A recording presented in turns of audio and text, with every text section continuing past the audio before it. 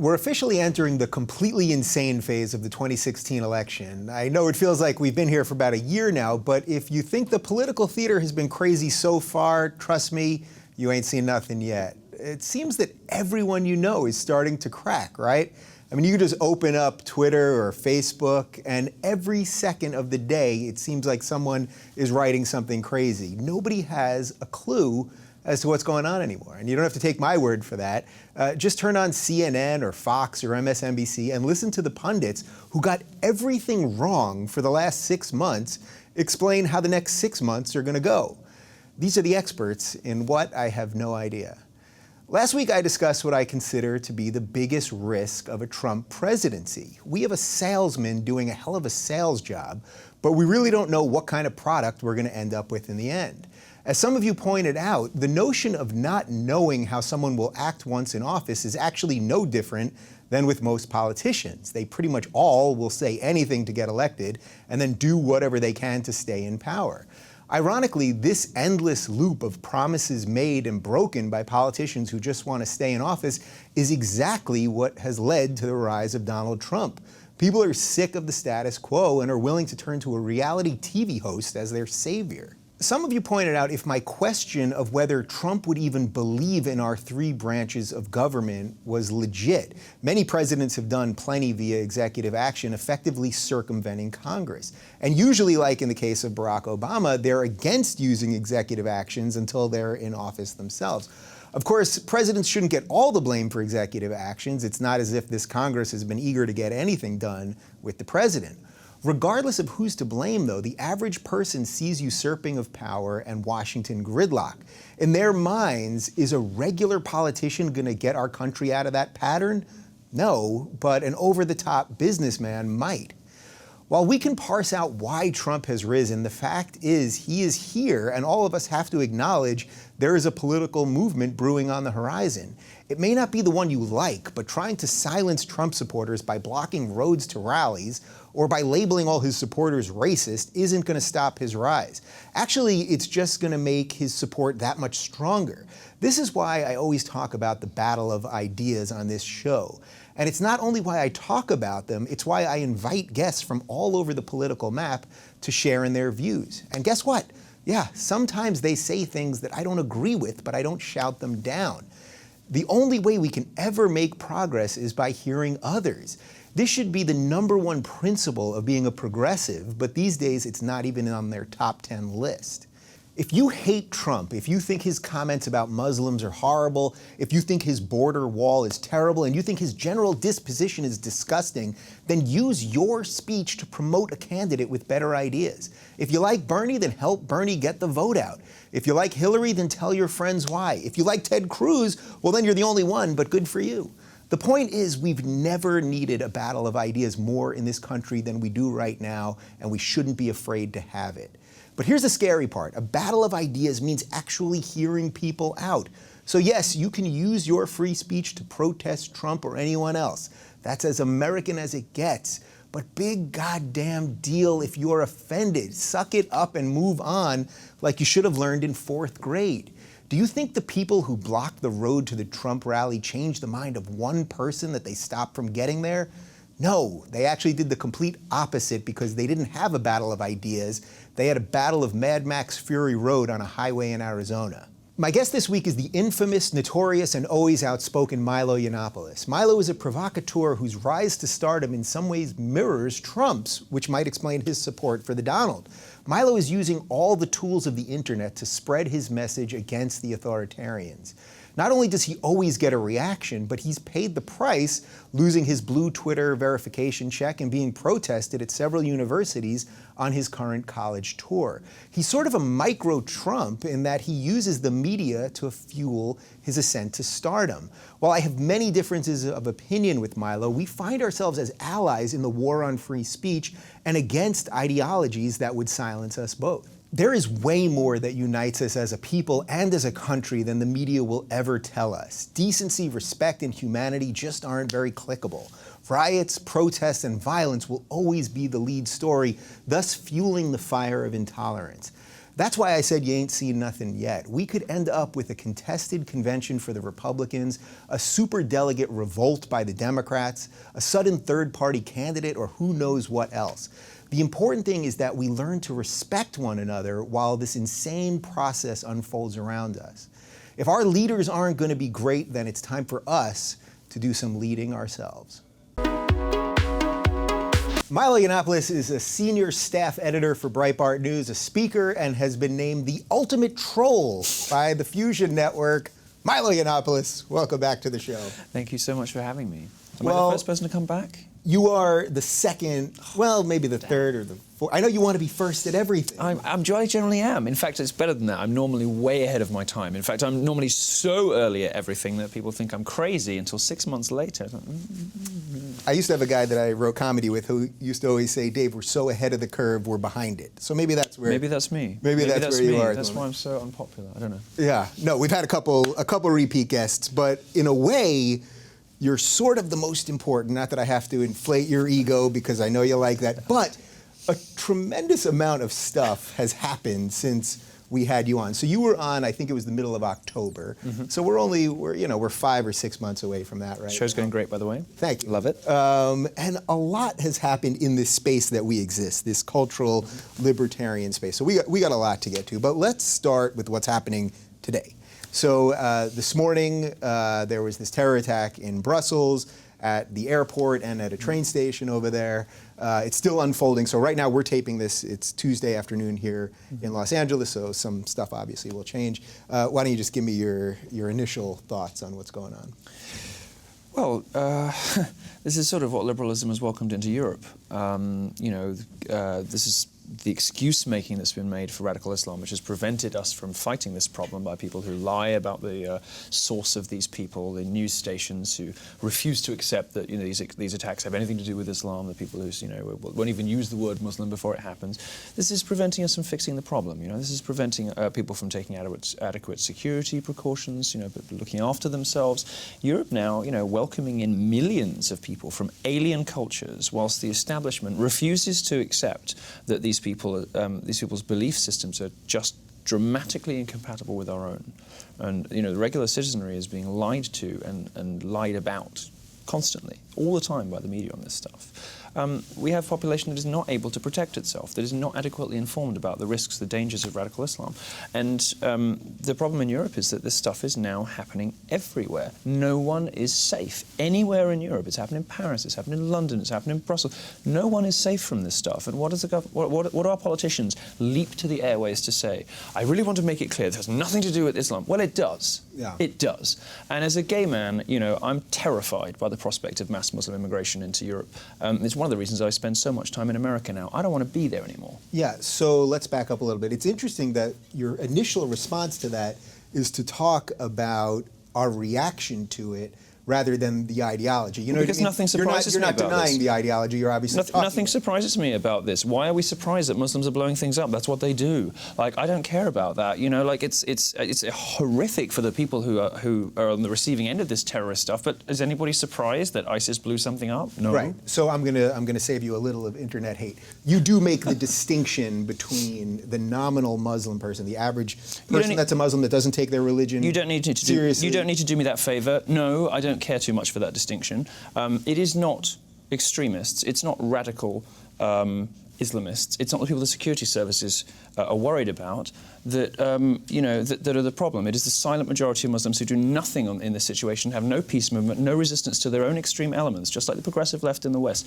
And in 11 countries, you and I could be killed for who we are. That's not ISIS. That is mainstream Muslim culture, and we are importing that stuff into Europe in millions. No, I don't make a meaningful distinction between these things because I don't care. I don't see any reason to import these cultures into liberal Western democracies. I see no reason to do it whatsoever. And as Bridget Gabriel once very brilliantly said, in any case, the peaceful majority are irrelevant. It is not the peaceful majority that blow up buildings. It is the extremists. And right now in the world, all of this stuff is coming from one culture and one religion, and I don't want it here. So what do we do about that then? What do you actually do? We can't bomb these people into oblivion. It's an ideology. The radical part of this is an ideology, right? Yeah. So how do you beat an evil ideology. We don't have to welcome 1.4 million of them into Germany. We don't have to lie to people about what Islam is and what Muslims believe, which the press and our politicians do all the time. We don't have to intervene in their countries where it's not necessary, where we don't need to. And I was supported the Iraq War, but some of the other things we do in the Middle East are not necessary, and just drum up this this Western hatred. So you don't deny that some of what's going on has something to do with the West, right? No, I'm not saying we're responsible for it. You know, nobody is. Well, I'm not parsing out blame, but you say you do see some connection, right? Well, you would be an idiot to deny it. Yeah. You know, there are. You know, we have. Well, I'm dealing with a lot of idiots here on the left. So. There are a lot of. Yes, you are dealing with a lot of idiots on the left. Most of them. It's the only reason I do your show. You're one of the very few liberals with a brain. Yeah, I mean, there are. I'm starting to not think that's a compliment. A lot of people say that to me, and I'm starting to think maybe that's. Well, it's not a. I mean, is it a compliment? I don't know. I mean, it puts you up to average. Is that a compliment? I have no idea. I have no idea. I mean, look, the problem is not just radical Islam. The problem is Islam. There are structural problems with this religion that mean it is incompatible with the modern, free, Western liberal democracy we live in, and particularly for you and I, it is, and for you and me, and it is also a problem for women. There are very serious problems with Islamic culture, not Islamist, jihadist extremism. And of course, that plays itself out, and it played itself out in the streets of Brussels, and it plays itself out with far too much regularity.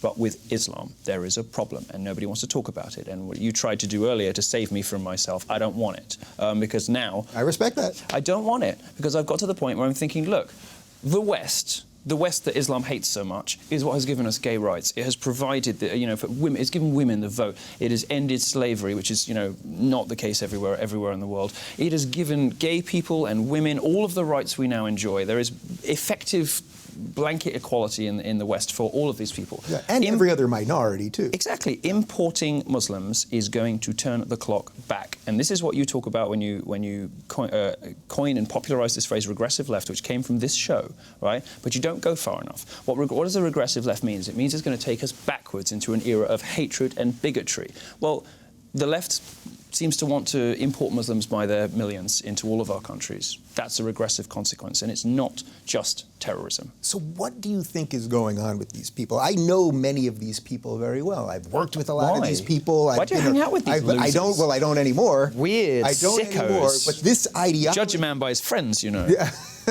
But this ideology, I mean, even this morning on Twitter, as I was scrolling through all the craziness that every time there's a terror attack, you get every, avenue of craziness. I saw someone, a girl, 20-something-year-old girl in Belgium, she actually tweeted that the hashtag Stop Islam, the hashtag itself, she said that's worse than what actually happened.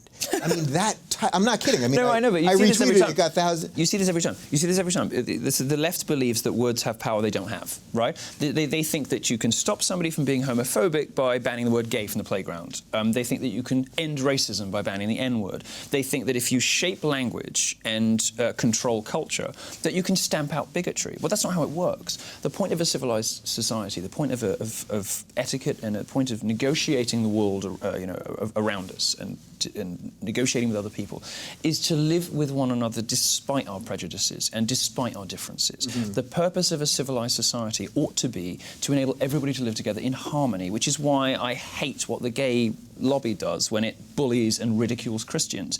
Christians aren't going away, Yeah. You're not going to bully Christianity out of existence. You're not going to ridicule Christianity out of existence just because BuzzFeed doesn't like people who believe in God. No, right. The purpose of society is to get everybody to, and we were doing a good job of that. The West is doing a pretty good job of that right up until we started importing Muslims. You're giving me a lot there that sort of is going to be the through line for everything else we're going to discuss. Let's just jump into it. Let's just go into some of the free speech stuff. So a lot of things have happened to you over the past few months. Your star has risen. Last you were here, you had a blue Twitter verification check.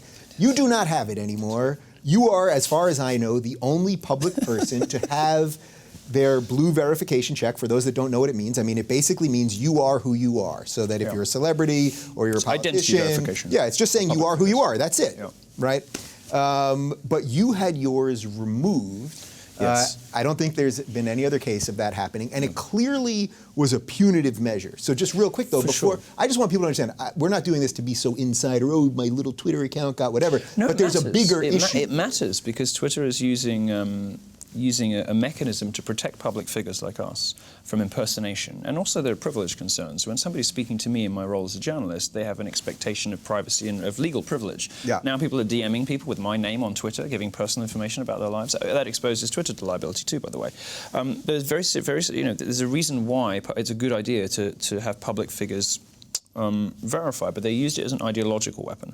Now, when I went to the White House to ask about this, I asked Josh Earnest about this, and he said, very interestingly, I thought, the president would be the first to affirm that the success of these social networking companies rests on their commitment to First Amendment principles. Now, he wasn't saying you can enforce the First Amendment on private companies. And I'd get thrown out of the Conservative Club if I tried to suggest that. And just to be clear, the First Amendment is about the government taking away your free speech, yes, not people taking away your free speech. But the late Aaron Swartz, the founder of Reddit, said, censorship has a meaning outside the government when private companies have a monopoly on certain kinds of speech. Now, Twitter certainly does, not only because it has such a stranglehold on journalism and the media, but also because it's invented an entirely new public square. If you're in a pub and you make a joke that involves race or sex or whatever, and the publican doesn't like it, you can go to another pub down the road. There is no other Twitter, all right? This is a fundamentally important part of our media and our democracy. So they're controlling basically one of the big highways of information. Right, and it comes with responsibilities. It comes with responsibility of users to do one of two things. One, be honest and say, do you know what? We're a liberal space. If you're a conservative, sooner or later you're going to get banned. We don't really want you here, but you can stay for as long as you don't piss us off too much. And I piss them off too much. And they have banned people, not you. And they ban people all the time, always in one direction. You were always temporarily banned also. Oh, I get suspended now and again because I make jokes about feminists or whatever. So what I said that I'd been appointed social justice editor of BuzzFeed. Right. As a joke, obviously. Right. A lot of people took you seriously. It was which was the point. It was funny. Right. Idiots, idiots. And then immediately after that, when people were tweeting Ben Smith, their boss, and saying, "How dare you hire this man? I'm never reading BuzzFeed again." When I knew that it had taken hold, then I started the hashtag Feminism is Cancer, and I did a poll. Would you rather your children had feminism or cancer? And 22,000 people voted, and they voted for cancer. And I had cancer survivors atting me saying, "I'm a 2-time cancer survivor, and I still chose cancer." Funny. I thought it was funny. Anyway, they didn't like that very much. So yeah. The point is, if you are these days irreverent, mischievous, provocative, and to do those things, you have to be a conservative because the establishment is not just liberal but progressive liberal.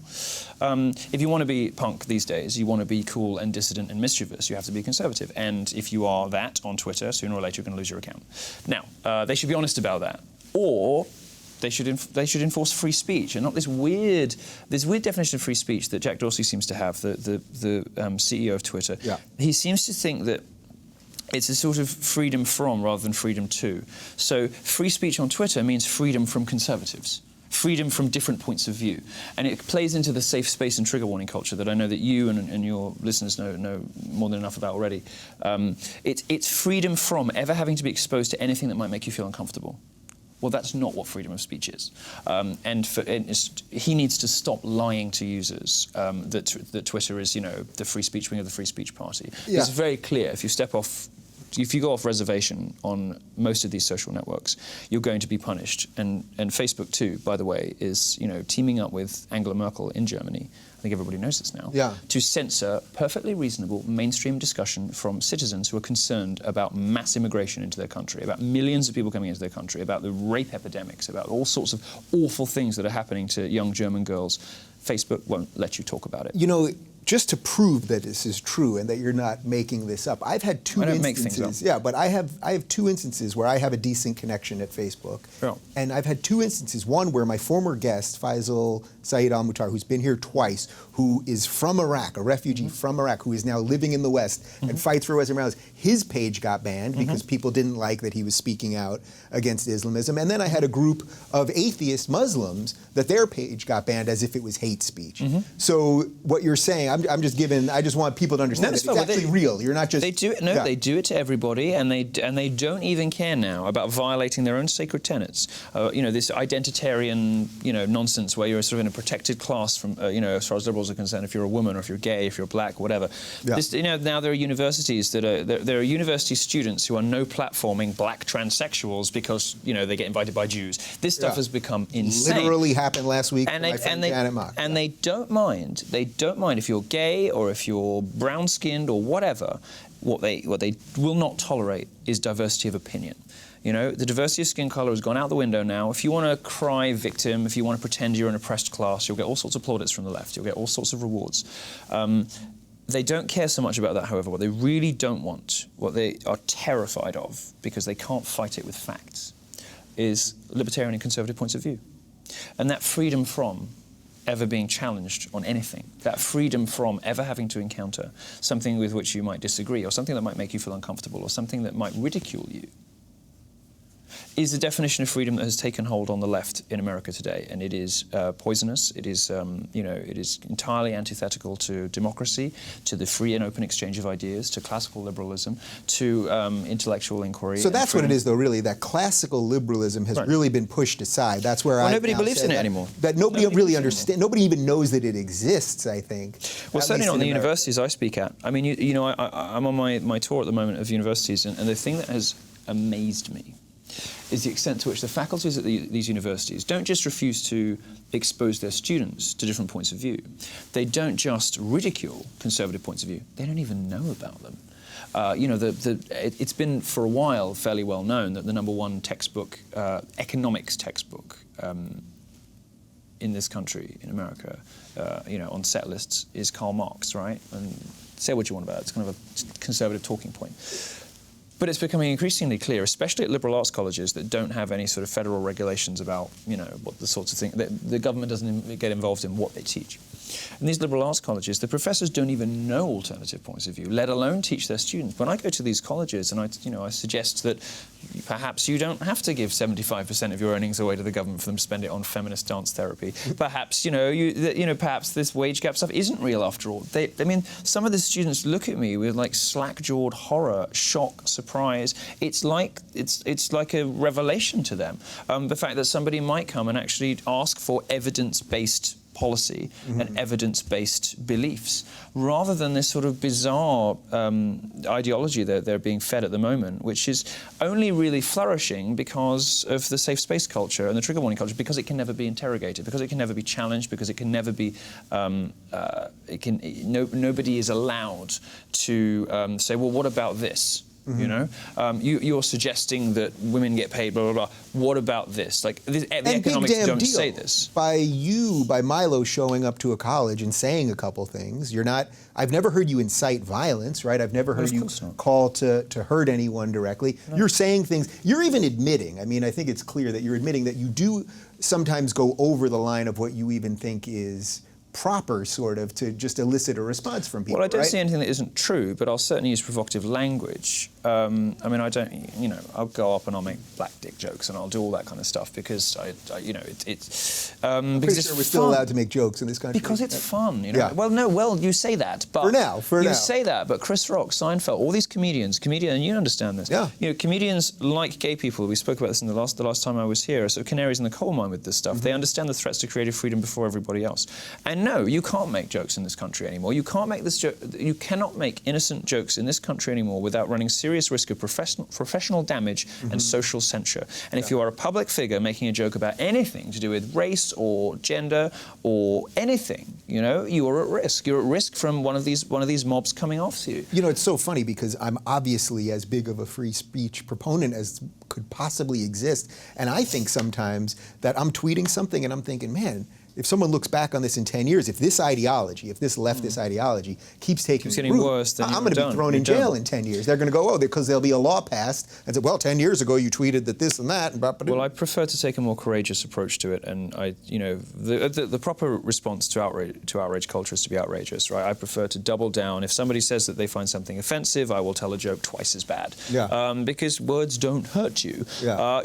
You get a certain leash, though. Being British and gay, I think, gives you a certain leash. That was. I like to think it's my hard work and fact-based argument reason, but I recognise it's probably got more to do with my good looks and my hair and my. It's the hair. No, but you do get a certain leash because of your persona. Now you've built that yourself, so I don't mean that to discredit you in any way, and I know how hard you work. Built is a misleading word. I've always been this ridiculous. They didn't make you. See, I feel that the regressives made me like this. You feel you were born this way. I was born ridiculous. You were born ridiculous. No, I was born ridiculous. We're forcing ridiculousness upon you because you have to make a point to the crazy people that you have to try to live with. Right. So, all right, let's back up a little bit because I want to talk a little bit more about the social media companies themselves. Okay. So you've made a good point about Twitter. I mean, there's no doubt that Twitter, we know that they're shadow banning, right? Whereas popular people who say unpopular things suddenly just don't show up in time. People wondered about this for a while, and I was the one that broke the story because I had confirmation from multiple people that they work with very closely, saying, and Twitter admitted, yes, we absolutely do this. We whitelist certain accounts so they show up in the top of search results, and we blacklist some accounts so they don't.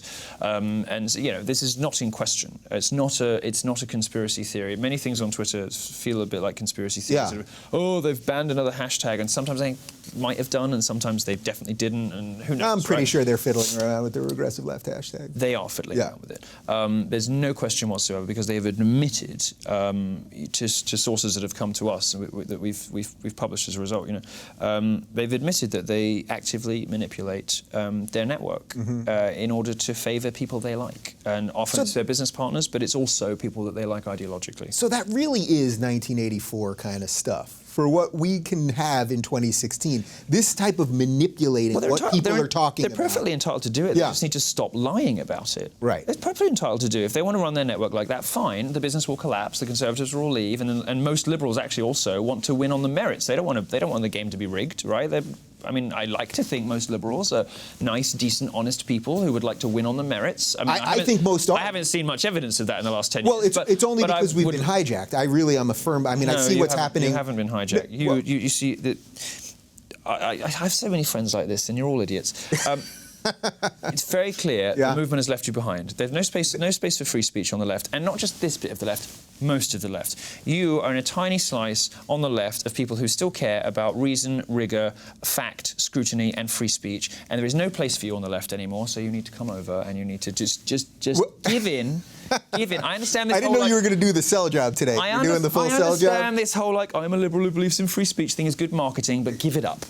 Seriously, because there's nothing for you on the left anymore. Well, look, but that's there's why nothing for you on the left. They don't even like you. Yeah. They don't like you. They've decided now that if you're gay but you're white and a man, the white man bits of the privilege trump the gay bits, and now they're telling us that our sexual preferences are racist. Like if you've got on your Grindr profile, like I prefer white guys, and I wrote a column on this. It says the only joke that I ever had censored.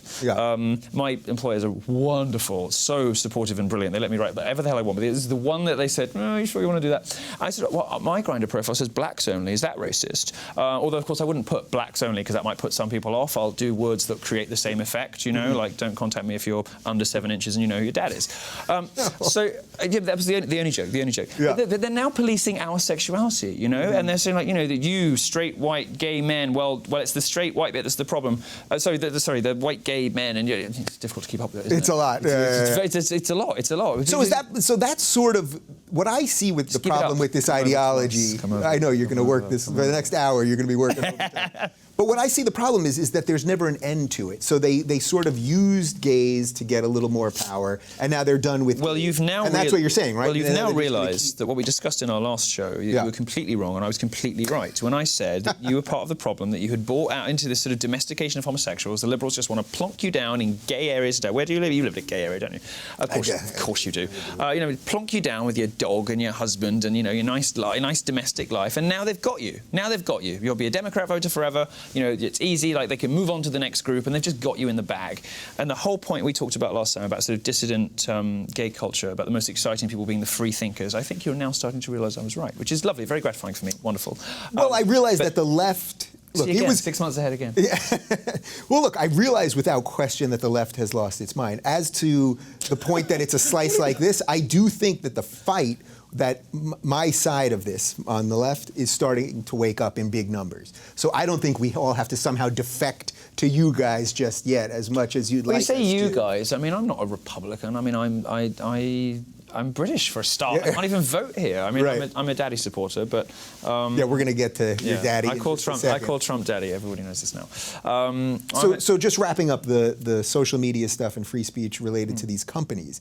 If these companies are run by these social justice warriors, and it really does seem like, look, I don't want to lose my Twitter verification, so I don't get. They're going to ban you sooner or later. No, so you're going to lose it. You're going to go. So look, I don't want to lose that, and I don't want to be banned on Facebook, and we put our videos up on YouTube, obviously. I saw last week or 2 weeks ago there was this organization that does translations from Arabic, and all they do is translate what imams are saying in mosques in the Middle East, or telling about killing all the Jews and killing all the gays. Sounds like a lovely job. And they got banned for hate speech. All they do is translate the hate speech, and enough people. But liberals don't want you to know what the Muslims are saying. They don't want you to know what's happening in these mosques, because if people knew about it, they might be less happy with this, this huge influx of immigration. They might be less happy about having their own perfectly reasonable points of view censored and mischaracterized as hate speech. I mean, this is what the left does. It mischaracterizes ridicule and criticism as abuse and harassment. It mischaracterizes perfectly valid, ordinary anxieties that regular people are justified in having as hate speech. I'm looking out on the world now and I'm thinking, people like Tommy Robinson from the EDL. He's been on the show.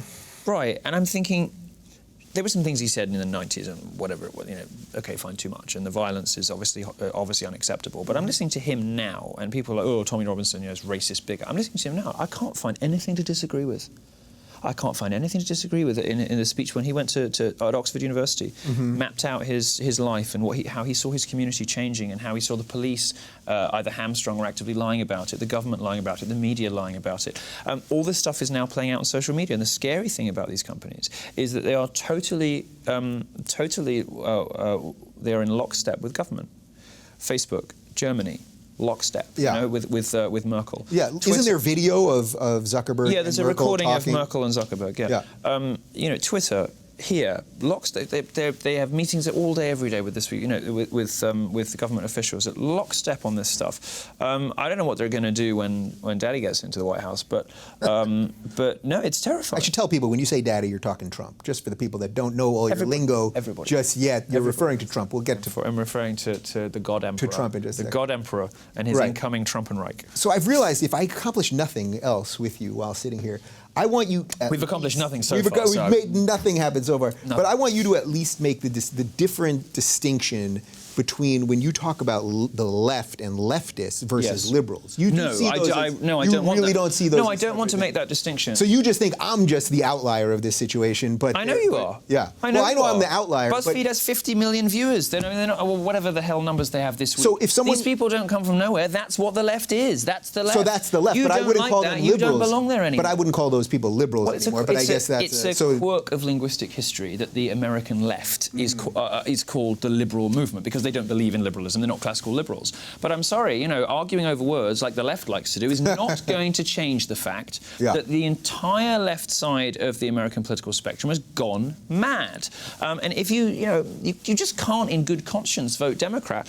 If you don't believe in any of this stuff, if you want us to be able to have discussions like this, not just on your show, but on the national news and in the pages of the newspapers, if you believe in that, you cannot vote Democrat. Well, that's where these motherfuckers have caught me. They've really pushed me into a corner here because everything, all the free speech stuff, right? Fighting against ideology, secularism, all of that stuff. That's my stuff. That's the stuff I really care about. And the left is crazy on all of it. The left right now is crazy on the stuff I care about most. And I say that as someone that has never not voted Democratic, ever. And here we are. So that now, as I've scared you, is the segue. There's a table. We're okay. Yeah. So let's move on to Trump. So when you were here in October, I think you were just starting to get behind the Trump movement, but at that time, At that time, I wasn't sure. At that time, he had, they had maybe had one or two debates. Everybody was still saying this was a joke. I think I was still saying it was a joke. It's clearly not a joke anymore. It's not. No. What is it? Was that great Bob Monkhouse line? No one's laughing now. Exactly. Well, actually, we are. Generation Trump are having a great time. Yeah, you guys are having a great time. We're the only people who are laughing. No, when I did your show and I did Joe Rogan, who's also great. I did his show, and at that time I was like, well, do I really want Trump in the White House? I'm not sure. Right, I'm not sure about that. But I'm enjoying the spectacle. my views have evolved. Take me through the evolution. Well, you see, I care about all the things that you care about. And I see the best way to accomplish what we collectively want, to throw our lot in with a politician that doesn't look like the rest of them, that it terrifies the rest of them. I mean, the prospect of a Trump candidacy, the prospect of a Trump presidency terrifies not just liberals but conservatives too, because he threatens to blow apart the political consensus, to blow apart, I mean, political correctness in particular. If you believe, as I do, that it is one of the great cancers of public life, there's nobody better situated to have fun with that than Trump. If you believe that, you know, not just the left but the right has lost its way too. If you believe that, you know, wait, let's do one of these at a time. So if you believe that you want to just blow the system apart, the first thing that you mentioned. I'm an engine of chaos. I think they're all. Am I allowed to say? Yeah, you can say whatever you want. I can say what I want. So you're like the Joker say whatever I want in Batman in the movie, sure? right? He just wanted chaos. People say that, and then I start. Yeah, say whatever you want. Fine, they're cunts. Yeah. They're okay. all. But so you want to burn? So basically, you would want to burn the system down. When I see GOP politicians telling CNN reporters, I think it was CNN, you know, the public doesn't pick the candidate, we pick the candidate. Yeah. I just think to myself, you deserve to burn. You know, these people don't like the public. They don't like their own electorates. And the Republican Party has you know, become as hostile to its own base as liberals have always been. They've started talking about their own base in the same way that liberals always have. You've got National Review publishing disgusting things about white working class Americans, just awful. These people aren't going away, and these people are angry and frustrated. And what's interesting about Trump, I think, is he's captured the imagination of a huge swathe of the population, from what you might call traditional Trump supporters. You know, the veterans, you know, the white working classes who feel very disoriented by this new globalized world and very concerned about mass immigration for wage reasons and for cultural reasons too, and they're right to be concerned. So those are just that's both of those accounts. And the question I always get asked, and I don't mean to disrespect that group at all, because that group is my readership and I love them. But when people ask me, well, why do smart people vote Trump? What they mean is, why do people like us vote Trump? You know, because we're not supposed to, right? We're not you. I mean, obviously not you. But why do people like me vote? You know, why would I vote Trump? Why do, you know, media types vote Trump? And the answer to that is he represents the best hope we have of smashing political correctness apart, of breaking open, you know, all of the taboos, stuff you're not supposed to say, allowing real debate to be had again.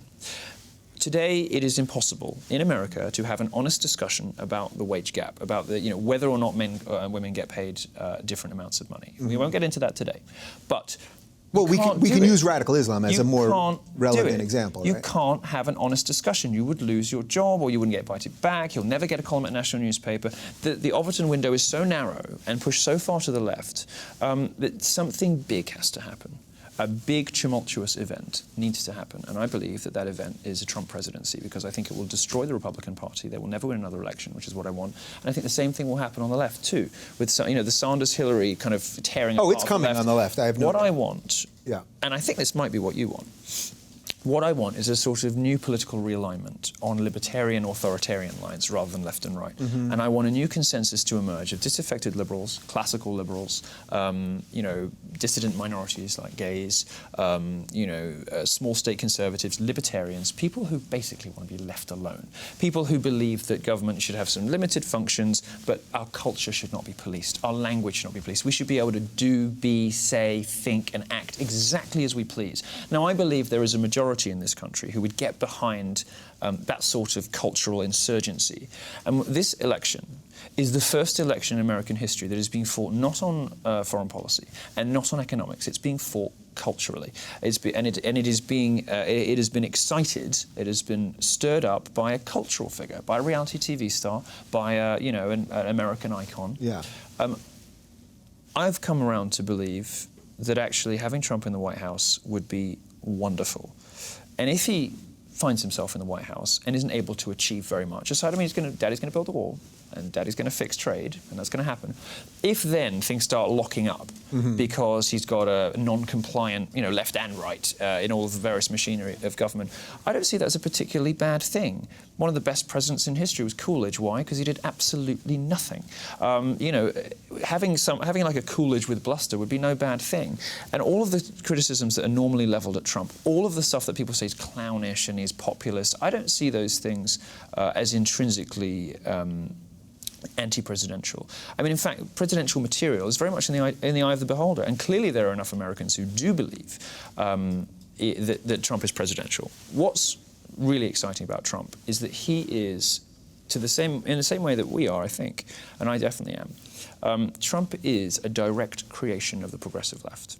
He has been brought about, he exists, because of the people that we both hate. So I'm with you there. I've been saying this for a long time. They have bullied and policed and harangued and hectored and name-called for so long. They've told people they are homophobes when they're not. They've told people they're sexist when they're not. They've told people they're racist when they're not. They've told people they're transphobic and they don't even know what that means. Yeah. Right. You're bringing out all the heavy weapons here to bring me over, because I get this. You're going to the things but this is exactly why. I don't care. This is why I've wanted to fix the left, because I didn't want this to happen. Well, it's too late now, buddy. So, either get on the train or, who cares? Okay, so what do you not see some risk, even if I grant you all that, and you say a lot, so it's hard to get my questioning in order. You seem to have granted me all Even if that. I grant you all of that, do you think that there's some risk that by unearthing all of the ways we speak to each other, again, I say this as the most pro-free speech person there is, I am definitely now seeing a real current of racism rising up, a real current of really hating Muslims, of really hating Jews, of really hating the other. I'm seeing it bubble up on social media. I don't know you're misreading the situation. So how am I misreading that situation? Well, you see, are we not worried about this stuff bubbling up? It isn't bubbling. It's always been there. It's always there. People have prejudices about people. Sometimes those prejudices are right. When I was speaking at Rutgers, somebody, one of the students asked him, well, there are studies that show that white people think black people are loud and obnoxious, and that's racist. And well, maybe that's a cultural thing. Black people do use language differently, and they just couldn't wrap their head around the fact that a prejudice might be right. Now, it's what you do with that sort of assumption or prejudice or whatever that matters. Okay, it may be that. Look, two things to say on this, right? One is. There's no hatefulness and racism and sexism and homophobia left in this country, really. Most of the expression of that kind of stuff is driven by the left when it sort of, they go looking for homophobia. They call around all these, bakeries in the Midwest or whatever. Finally, they find somebody who says, no, we'd rather not do a lesbian wedding. Like, guys, we found some homophobia. Excellent. They go all in on it. Right. Well, it makes me want to go out and bash queers when I see, I'm so angry about it because it's just such obvious bollocks. Now, the second thing, and when you police down, like crush people, it creates exactly what you're claiming that you are looking for, and that's the sort of Kafkaesque self-perpetuating cycle of the left. Now, the second thing, they're also using it specifically to attack Christians in this case, right? Because you don't see them going. No, it's ideological. It's ideological. They're not interested in the bigotry. They don't care about fixing bigotry. They care about hurting Christians and ridiculing Christians. That's all true too. The second thing is, you say you're seeing all this stuff bubble up on social media. Well, let me take the ultimate example, what remains the big taboo in society, which is anti-Semitism, right?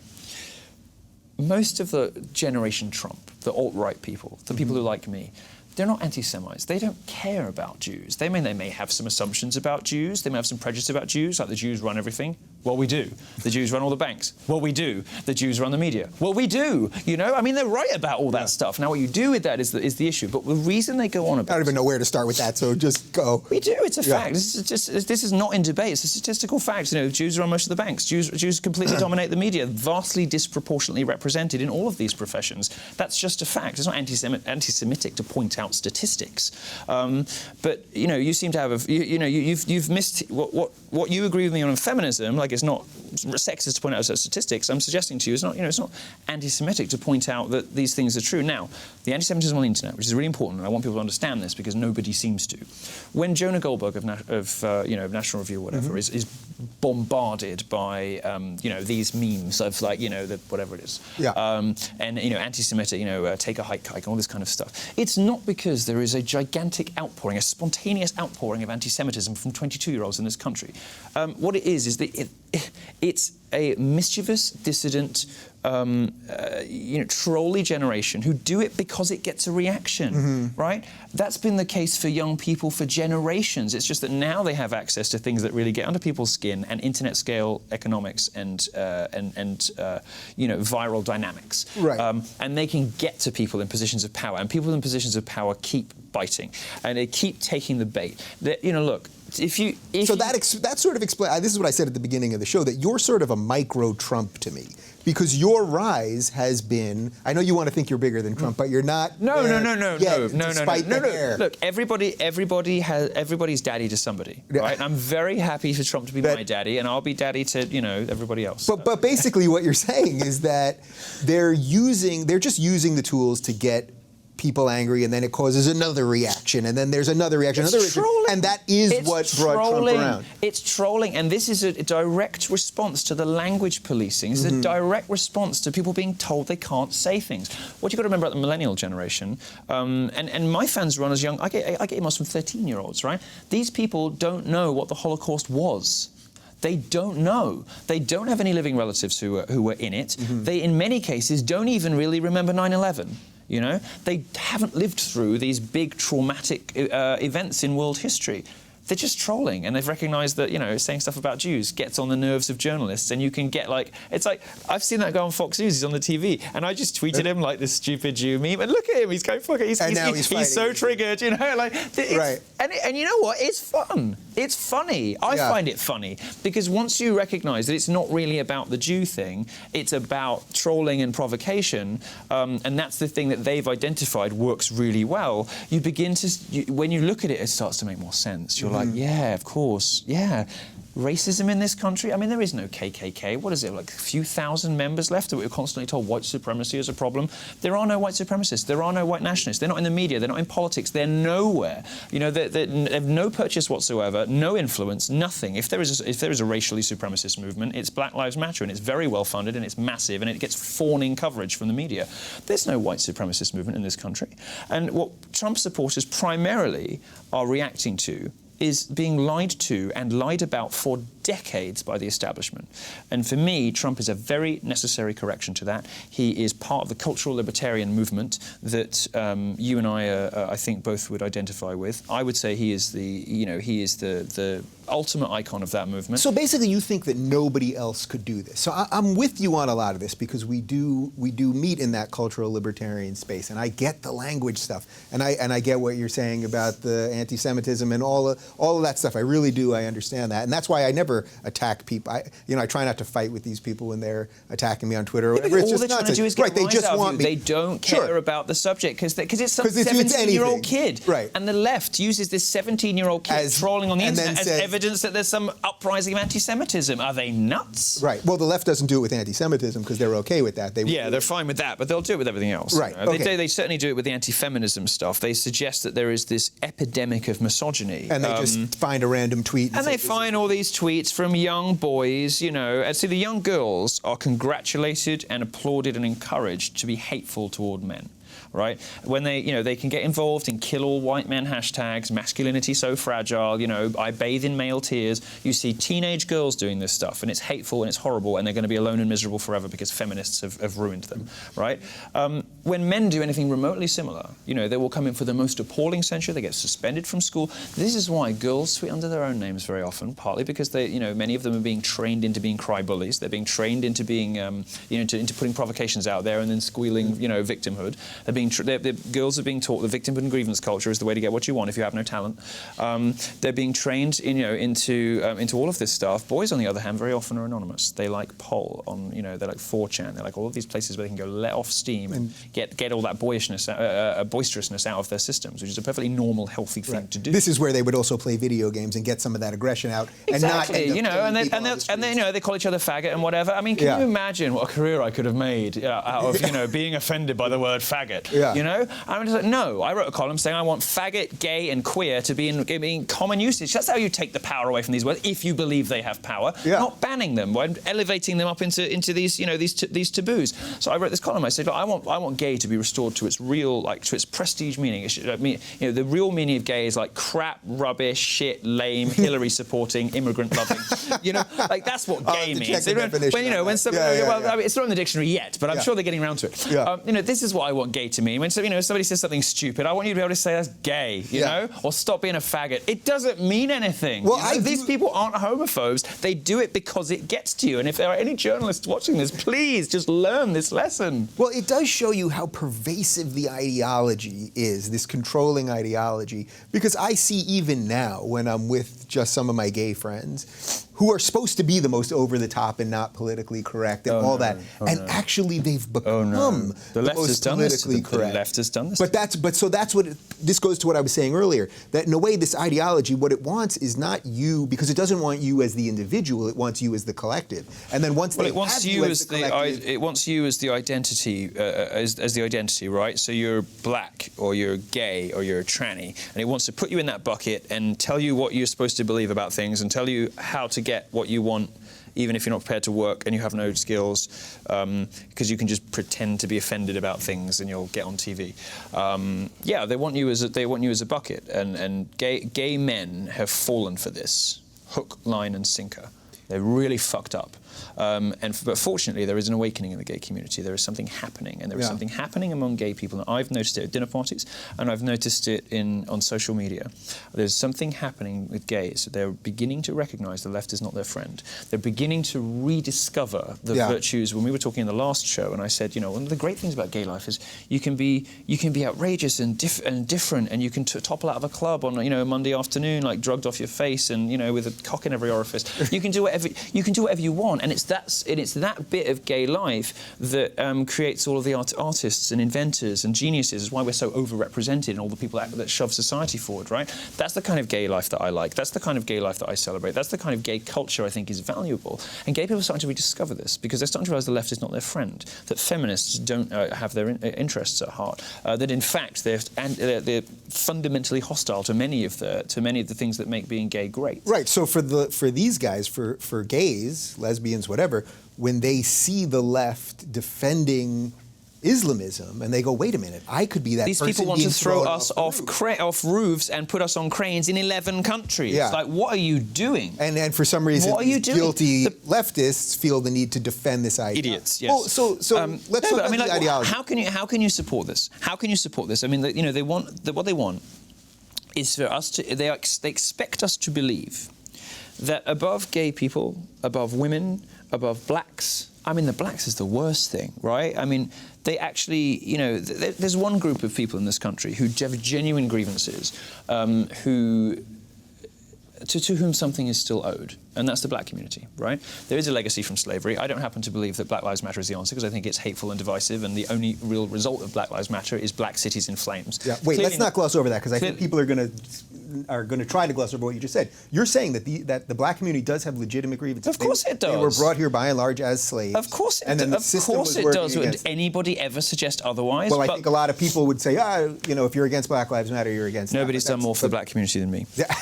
Normally on my back. But the issue is that the issue is very straightforward. Black Lives Matter is a hateful supremacy organisation. Insofar as it's organised at all, it's a movement of black supremacy. It's a bad thing. But this is what the left, this is what the left likes to do. It likes to divide people. I've forgotten what we were talking about. Okay, so bringing this all back to Trump. So what I haven't heard you say is anything related to policy, but before I even let you answer that, I think what you're just saying is it's completely irrelevant.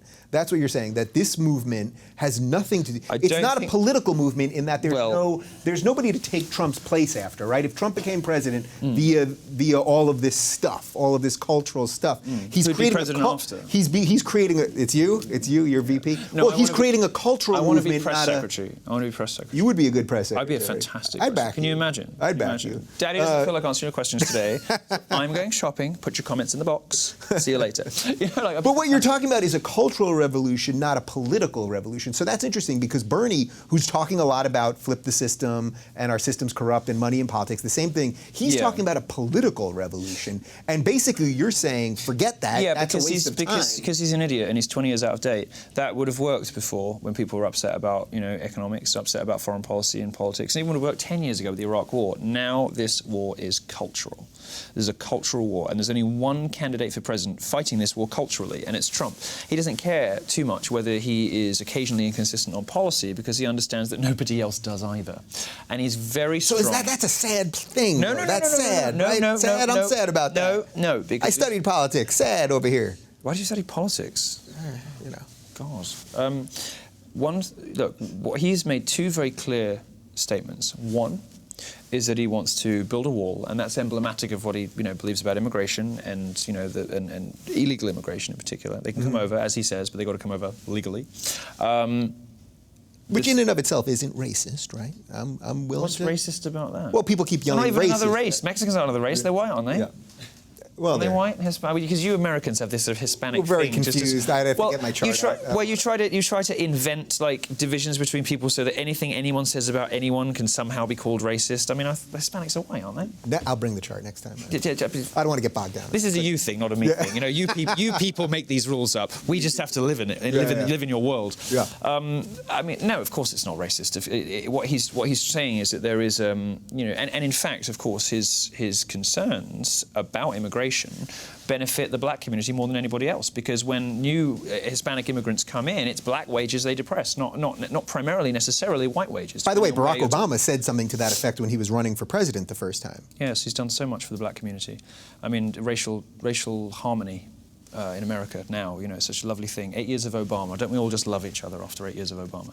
No, he's been the most disastrous president for blacks in American history. Is that Obama's biggest failure then? That he came in with a political and cultural revolution, right? It was political and it was cultural. It had both elements to it. Yeah. But what he's going to exit with, regardless of who comes in. Everything is worse, and everything is worse as a result of him. Well, the economy is not worse, right? The American economy is better right now than it was. Well, okay, but... you give me... Look, gays can get married. I know you're not a big proponent, but it's I cool. wish they would stop. I know, but... I wish they would stop. In the name of equality, stop getting married, you're going to have to grant me that ruining, they don't work as hard because they're all interested in, all of that, come over, Michael, I'll cook for you. You can have all that. For God's sake. But I know you're for equality, so I know you're okay with that. Ish. Right.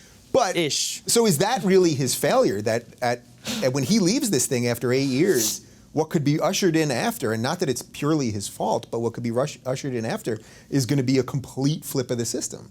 I don't know. That sounds... that sounds good to you, so it's not a failure of his... Well, no, I mean, I don't... We live in exciting times when pretty much everyone in the country wants the establishment to suffer. Pretty much everyone in the country hates journalists, hates politicians, hates the more they find out about what their kids are being taught at college, largely thanks to me, I think, they hate that too. And we live in exciting times. People want to tear the system apart. They want to rebuild the system in a different way. I've suggested that I'd quite like to do it along authoritarian, libertarian lines, because I think that makes more sense. The way people communicate these days and people's priorities, I think people are more interested in culture than economics in this election. That's the sort of realignment I want. It may look very different. What I like about Daddy, I like about Trump, is that he is introducing an element of realness and an element of fun and mischief into an arena in which, into public life, which is an arena in which there has been so little freedom and joy for so long that is a necessary correction, So you can't make jokes on TV anymore. Life isn't fun anymore. As a journalist, like if I were a regular journalist, right, and I'm not a regular journalist because I work at a wonderful place, Breitbart, that lets me do, outrageous and crazy things. And obviously now I'm becoming this sort of media figure. I've got more license to do stunts. If I were a regular journalist, I'd be so, and I mean, I know, you know dozens of them, I know dozens of them. It's a miserable life. There's so much you can't say. You can't tell the truth. You can't tell facts because somebody somewhere will get upset. You know, you can't say facts because journalism has become now more about virtue signaling to, you know, your fellow reporters than telling the truth about what's actually happening. Right. So I got into a big fight with a BuzzFeed guy this week because they wrote a piece about the regressive left Dear and claimed sweet Joe Bernstein. Right. You fought with this guy too. I have right? a soft spot for Joe Bernstein. So I don't even want to give him any extra cred, right? Let's not. We don't have to waste any. Don't even name him. Yeah. Do we want to even? This is what the left does. You see. This is what the left. This is what the left I'm does. doing a Voldemort thing. This is what the here? left does to Ann Coulter. All right. So you want to name him? No. If somebody's wrong, talk about it. Well, so shine the light on it. So so this guy, your progressive, your natural progressive tendencies just slipped out. All right. See? So this guy, you want to put him under the carpet. You want to censor him. Credit here. Why are you censoring Joe right, Bernstein? so this guy, Joe Bernstein from BuzzFeed. Joe Bernstein. There you go. See, I want the light. I want the full light of scrutiny on everyone I disagree with, so that other people can see they're wrong too. So this guy basically wrote a piece on BuzzFeed Joe Bernstein. this week. Go on, say it. Is it Joel? It's Joel. Joe. Say Joe Bernstein. There we go. Wrote Got a piece on BuzzFeed this week.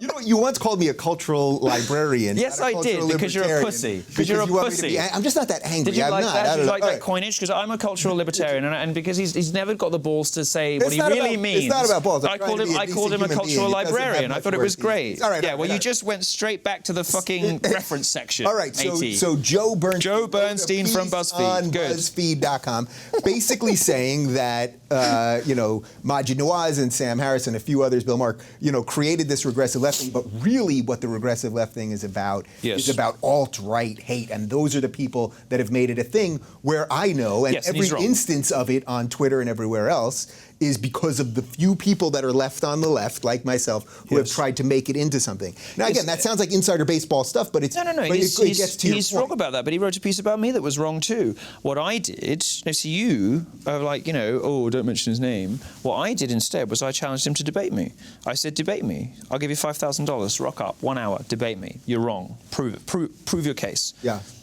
Scurried into a hole. Silence. Scurried into a hole.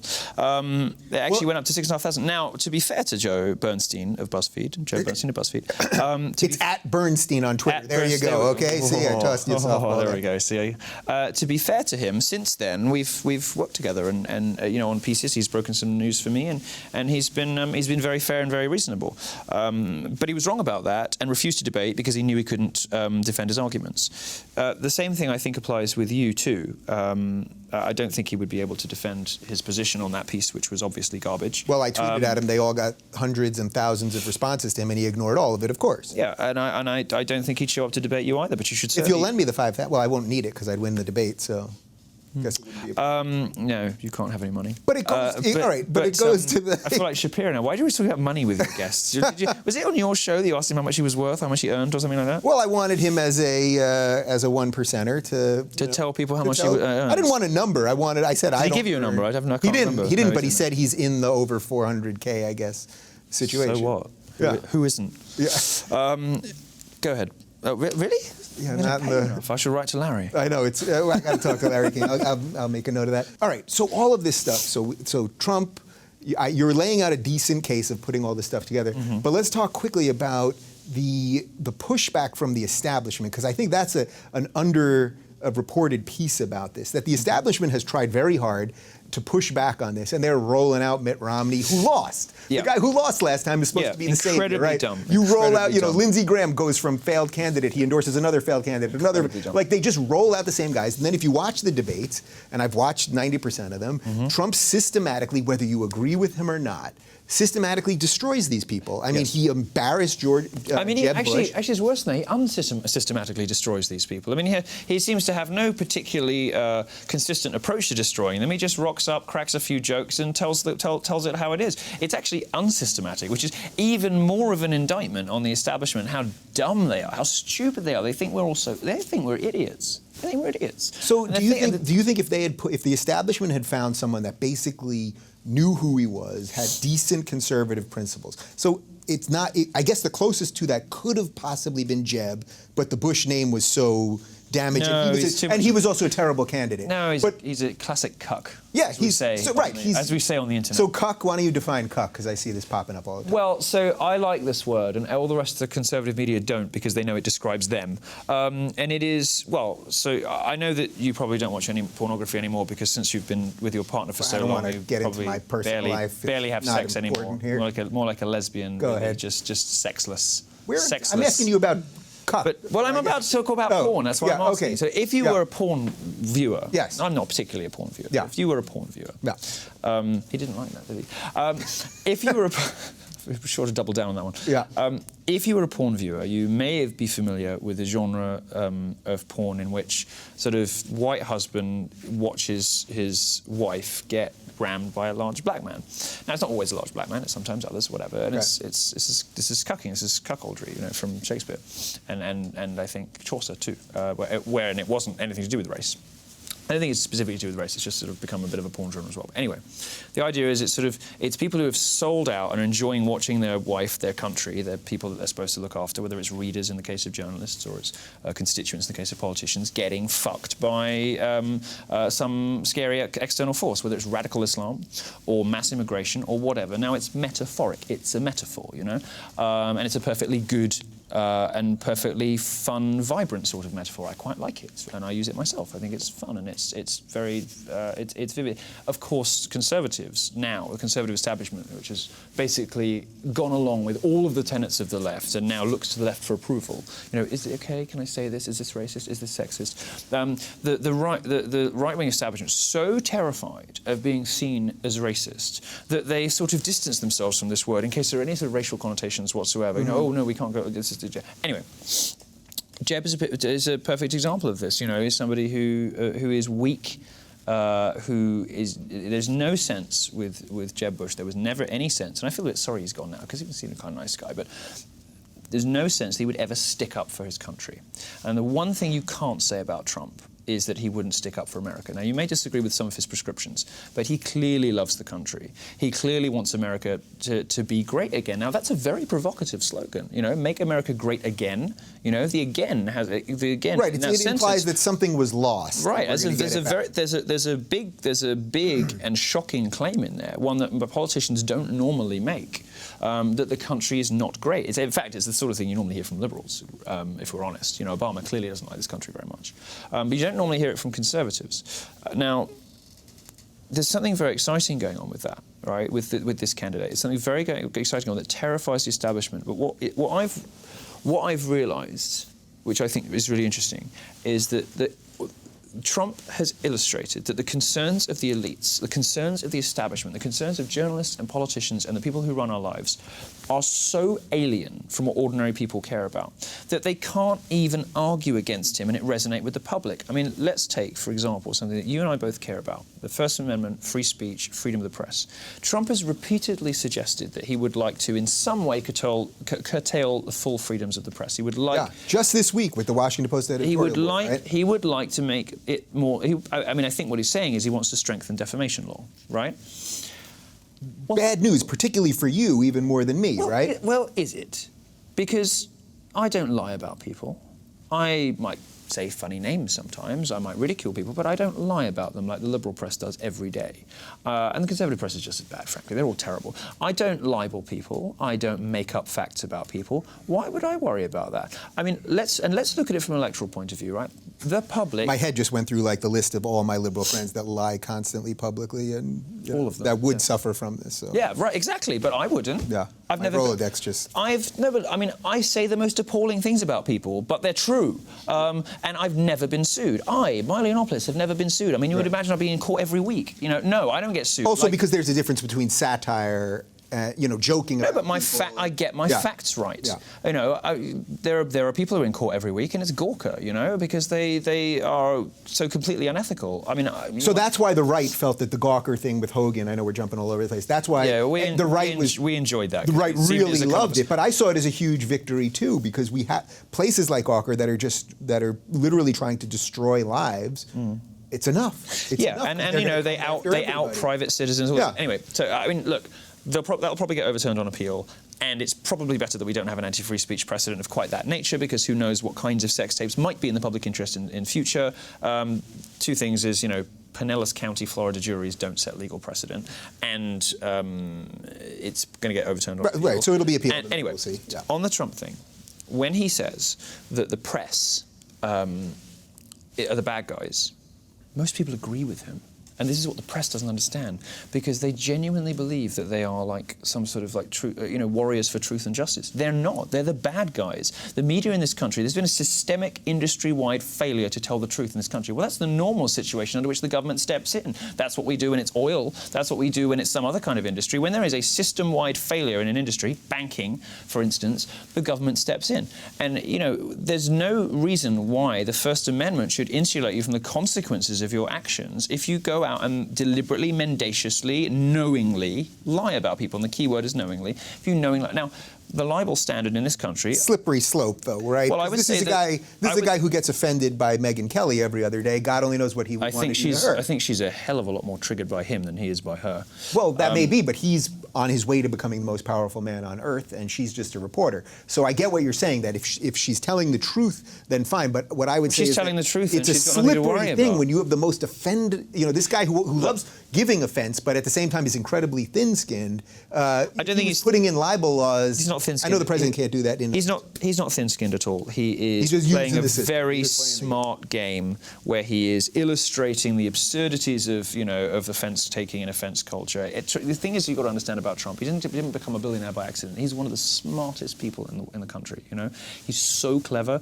Everything he does is calculated. Everything he does is designed to create a particular effect, designed to reach a certain goal. So he even uses bankruptcy to his advantage, I guess would prove. Well, who wouldn't? I mean, liberals love to do this bullshit. Of course he did. He was a businessman. Of course he donated to Hillary. So would I, if I was running a business and there was a strategic advantage. Of course I'd go to her wedding. I'd have her at my wedding, or whatever. That probably was his best moment in the first debate when he admitted. Who cares? Of course you would. It's so dumb to suggest otherwise. The reason it offends people so much, or the reason it surprises people so much, is most politicians have never done anything other than politics. So if they cozy up to a liberal, it looks like treachery, or it looks like inconsistency, it looks like ideological kind of tomfoolery. Well, Trump has never been in that position. He was a businessman. Of course he did these things. But I want to just finish on the press thing. When Trump says the press are the bad guys, and he does it in his speeches all the time, he gets some of the biggest cheers of any of his stuff, right? When he says, the press will never cover you, the press will never turn around and show these huge crowds. All they'll do is if there's a protest, they'll go down there. There's a protest, they go, these guys are losers, they're losers. They get those lines get some of the biggest applauses. The country hates the press. And when the press is like pearl clutching about, First Amendment, like our freedom, well, you misused those freedoms. You abused those freedoms. You started lying about men, lying about race, lying about immigration, lying about Islam, lying about everything that matters. The press has lied systematically to everyone about everything, every day, all the time, for decades. It has abused its privileges. And, frankly, I'm with Trump and with most Americans. The press is part of the problem. And for them to, start pearl clutching about the First Amendment, well, you know what? Tough. You abused this for decades. Okay, so when you take the power that the press has, a lot of power, you take the power that the establishment has on both sides, a lot of power, Democrats, Republicans, right? You add all that up, and now we still don't have an election till November, right? We're in the end of March here. Can this thing go forward without getting much more violent? That's sort of where I see this all going. And by the way, I'll be very clear and say that I don't know which way the violence is going to come from. I'm not going to say violence is going to just be... we all know which way the violence is going to come from. So, I mean, I don't think you should be such a weasel. I think you should say what you think. And I think you probably agree with me that the violence is going to come from the left. Just say it. Obviously, the violence is going to come from the left. If Bernie it's going to come from Black Lives Matter. It's going to come from people protesting Trump. It's not going to come from Trump protesters. Well, look, in the beginning of the show, just because his chief of staff can be a bit grabby. Well, of course he is. Trump is at so much risk of being shot.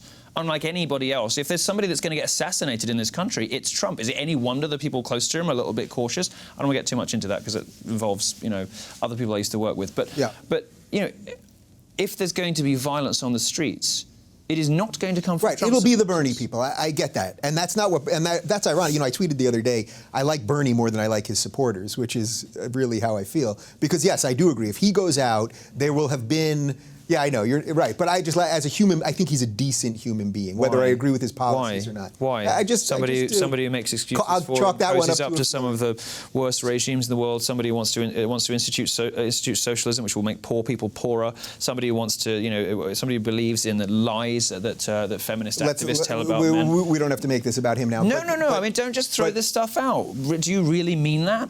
Do you mean that? You think he's a nice person? Why do you think he's a nice person? Everything he believes will make society more hateful and more unequal. I think that why do you say he's a nice misguided person? in what he thinks the solutions are. So you don't believe in any of his policies, but you think he's a nice person? I think sometimes you can be a decent person and be wrong about everything in policies. Well, you're a decent person and you're wrong about lots of things. Wait, hold on. So the why do you think he's a nice person? I do agree that the violence will Why do we automatically assume that just because somebody somebody's old and left-wing that they're nice? We don't do that with right-wingers. Why do we automatically assume just because he's old and doddery and he's got white hair and he sounds like a crazy old lunatic, oh, he must be a nice guy? I think really? Is he a nice guy? No, he wants socialism in America. No, that's poisonous, ugly, oppressive political philosophy that has made people suffer everywhere it has ever been tried. Everywhere socialism has been implemented, it has made people suffer.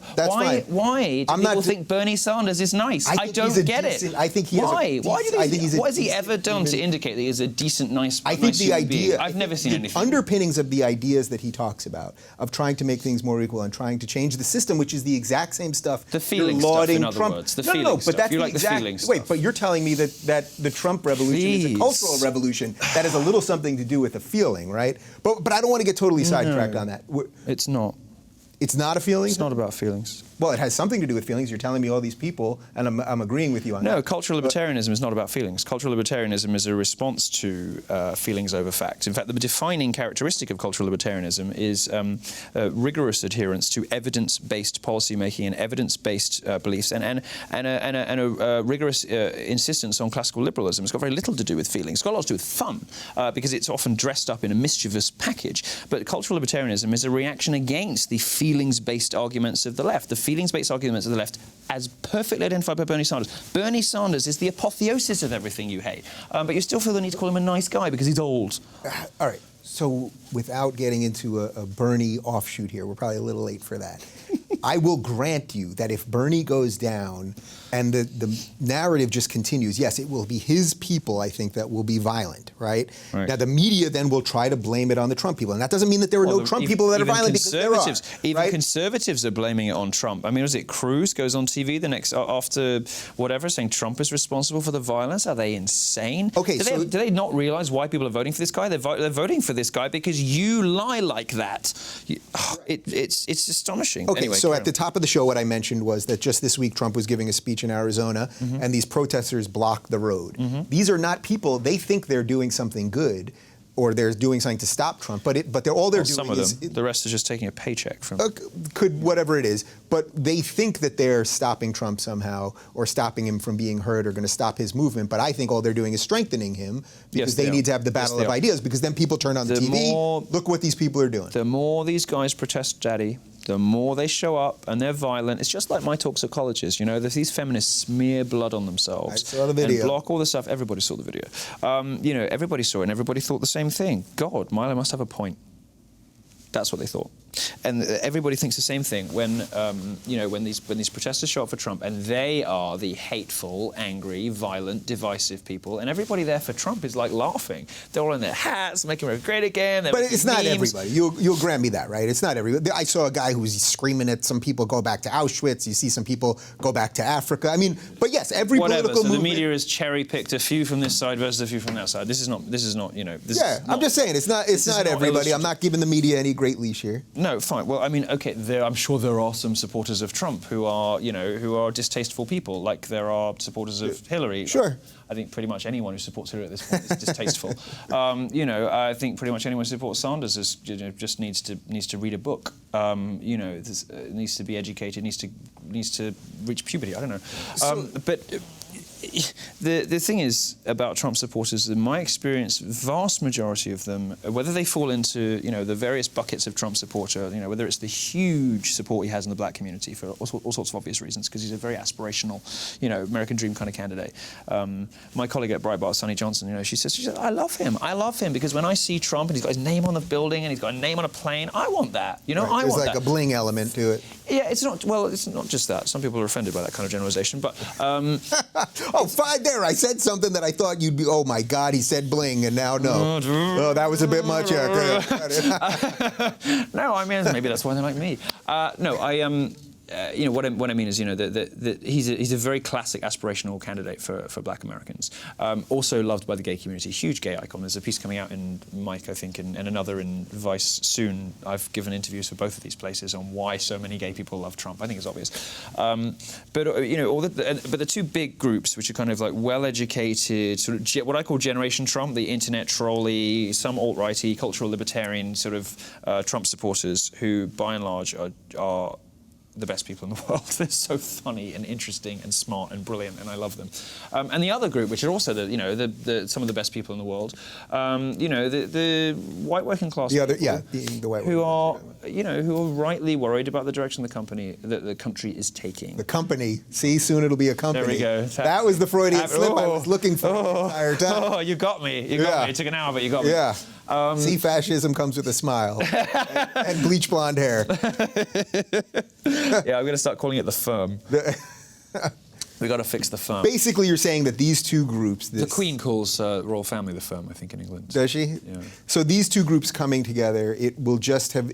Look, I feel this thing happening. They're great, joyful, wonderful people, and I love them. And they're both of these groups are my natural constituency. Both of these groups are my readers and my viewers. Both of these groups, I think, hold with them united under Daddy, the promise of a better America. I mean, so I say that with no hint of exaggeration. I think these groups. Think about the Gamergate, thing when video game players, the least likely kind of group in the world to rise up and beat the feminists, and they did beat the feminists, and they were like, really? These and everyone was thinking these parents' basement guys and video gamers, really, and they won. They did what none of the rest of us had done. Well, they woke this thing up. I did not know that this was happening. Gamergate was a direct sort of tributary. Is that what you call it when the river comes? Yeah, into Generation Trump. And they woke people up to the fact that if you turn around as a progressive left and you say, I'm not sexist, go fuck yourself, nothing bad happens. And in fact, other people around you start to notice, and they start to do it too. And these two groups together, white working class, ordinary people who are seeing wages depressed and worried about where their country is going, and that very high, and a sort of highly educated college student and into their up to about 35, kind of like Gen X, millennial, borderline people our age, who are sick of having been told what to do for 10 years by the regressive left. This union of people, the what I call Generation Trump, is the most exciting cultural force there has been in this country for decades. And it's a group of people that I'm very proud to be part of and to have a role in, because I think they're great, and I think many of these people, whether it's the gamers in that top end, or the people who just drive trucks for a living, whatever. These are some of the people who have been lied to and lied about the most in American society for decades, and they're sick of it, and they're right to be sick of it. And if they can drive into the White House a candidate like Trump, who is going to build a wall, he's going to fix the trade, he's going to do these things, and then if he doesn't do too much else, that's not such a disaster. A candidate like Trump, who is going to give the present establishment, journalists and politicians alike, the most colossal bloody nose, and they deserve it. They have it coming. They really deserve this. Yeah. Then I am fully behind it. Yeah, and ironically, I think at that point you could make a strong case that if Bernie does not get the Democratic nomination, that he should actually, a good portion of his people should actually go to Trump, because whether you agree with Bernie or not, which you obviously don't. Hillary's obviously going to get the nomination, but the good thing about Trump, one of the things about Sanders and Trump supporters is they're relatively politically promiscuous. That they want is to hurt the bad guys, and the bad guys now are the New York Times, the political class, the banks, whatever. All these people that controlling the rest of us and not in our interests. I think many of them will come over. And I think you'll be surprised just how many come over, because their concerns aren't that different. And when you look at, if you look at like the Sanders rallies and look at the Trump rallies, there's a sort of fun, young, exciting kind of atmosphere in both the crowds. They have a very similar feel to them. The atmosphere at those events is in many ways very similar. And I think people are more interested in the sort of cultural ties across political lines these days than they are with, Republican and Democrat labels. Right. So those cultural ties, that's really what brought us together. So I guess to wrap all this thing up is that the left, that portion of the left that you would argue is probably 90% of the left, if not 100%, plus me and one other guy. But that you'll leave. Yeah. So all right. So you got You're those. Be a libertarian before long. So between I at this point I would basically say I'm a classic liberal to libertarian, somewhere in there, which actually, believe it or not, people don't like to hear it, but it's actually on the conservative side. Well, if you look no choice. I mean, look, if the liberals watching this, you did this to him. I mean, you forced him in. You forced leftists, perfectly nice, domesticated liberal gay man into talking about free speech on the internet, Crazy what happened here. But if they did something good between the regressive left and the authoritarians, between the power structure, the media, the politicians, all that, they did wake this thing up. And that's why me and you can sit here and do this and still have a drink after and agree and disagree and whatever, and you did a good sell job. You didn't bring me all the way, but you lay out an interesting case, and that's what I'm interested in hearing. Yeah. And so they did do something because all of the people that are in this mix now that we talk about all the time, from Rogan and Christina Hoff Sommers and, Sam Harris and Majid and all of these people all over the map have woken up. So that, to me, is the takeaway that I can feel good about with this, regardless of who becomes president, regardless of the political end of this, is that we're here and we're doing this. And that's what the authoritarians on either side fear the most. Correct. And I think it's inexorable. I think it is irresistible. If you look at the 1990s, the emergence of political correctness in the 1990s, which was beaten back very successfully by a coalition like us, well, we're the ones doing it now. And although in the 90s, these people, as Christina likes to say, got the assistant professorships and stayed in tenure in the universities and all the rest of it, had to go away from the media, but never really went away. They just sort of, consolidated their power and returned as social justice warriors. This time, there's so much more on the line for them, because if they break this time, they are breaking. They are losing with the full support of politicians, the media, and academia. And if people rise up now and say this social justice thing, this language policing, this political correctness, safe spaces, trigger warnings, microaggressions, this stuff is horse shit. And if enough people smash its stranglehold on the public square, it will never recover. It will never come back in like this again, because it will lose at the height of its powers. It will lose in its strongest possible form. It will lose, as we say in the internet, in its final form. Social justice cannot get any stronger than it is now. It is at the peak of its powers, and it's losing. And it's losing because people want freedom. They want to be able to do, say, think, be, play, and read anything. And they have the faith in themselves and in other people that they are able to make the best judgments for themselves on what they believe in. They don't need to be told how to speak. They don't need to be told which books to read. They don't need to be told which video games are dangerous. They don't need to be told any of these things. They don't need to be instructed and lectured to by politicians. They don't need to be badgered and hectored by feminists. And they don't need to be lied to by journalists. And people are sick of it. And they are sick of the entire mendacious edifice. And this is what is happening so wonderfully right now with people like us and all the other conversations that are happening in cultural libertarian movement and in what I call Generation Trump and Daddy and all this kind of stuff. The fun, mischievous, trolly element on the internet. What is behind all of this, the heart of all of this, is that rejection, that fundamental rejection of the idea that somebody else knows better than I do how I should live my life. Man, you know how to give a closing argument. That was really good, right? That was no cue cards over there at all. In the hands of professionals here. For the record, I did not look at these once. I had a lot of questions for you, but I think we did a fine job here. So, of course, I want to thank Milo Yiannopoulos for joining me. Thank you. You guys can check out all his stuff at Breitbart.com. Follow him on Twitter. It's at Nero. There are roughly how many copies of you do you think? Well, I think I'm the most imitated person on the internet. Who is they like created a proper rock star. They created a gremlin in water monster with you. How many really? Yeah, don't feed him after midnight. I don't know, but if you look, Nero, like the Emperor, who was awesome, except for the Christian burning. Everything else, he was great. Perfect. Nobody's perfect. Well, it was good. You know, he was. I mean, he was an egotist. Fine, I'll take that. You know, he was self-involved. Was fine. He spent too much money on himself. You know, he raised half of Rome and built himself a gigantic palace called the Domus Aurea. Yeah. And when he finally moved into the palace, I think it was from Suetonius. I think he said, "Finally, I can start to live as a human being." You know, he was hated by the elites. The Senate hated him, but loved by the people. So he was probably the best emperor. So you want to turn this country cool into a company, and you want your palace. I guess. Anyway, it's at Nero on the Twitter. There's nobody who wouldn't want to live in Neuropolis. There's no blue check, but just take my word for it. All right, guys, thanks. We'll do it again next week.